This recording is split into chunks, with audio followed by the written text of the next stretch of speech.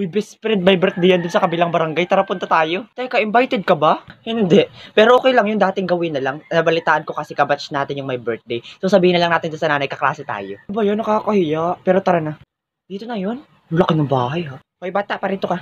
Nahan yung nanay nung may birthday. Bakit po? Sumagot ka na laang. Sasapukin lalo kita. Sumagot ka na. Saan yung nanay? Sisikmuraan kita. Ayun po yung nakakulambo. Tita!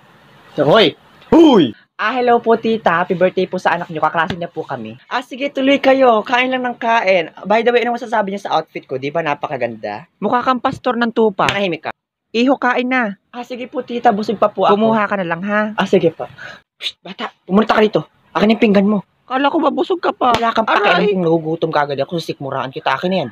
Sige, kain lang po kayo ng kain. Ikaw ba, Tutoy? Hindi ka pa kakain? Ito, pinggan, tita, nakakahiya naman po. Ganun ba? Sige, wag na.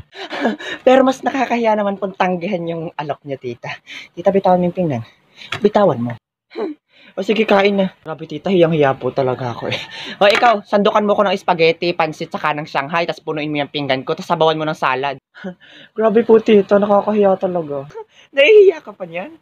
Paano kaya pag hindi na? Ako din po, tita, nahihiya po.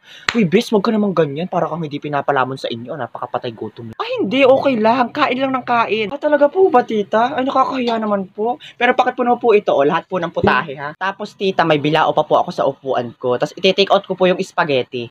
Pero, tita, sa loob-loob ko po talaga, hiyang-hiya po talaga ako.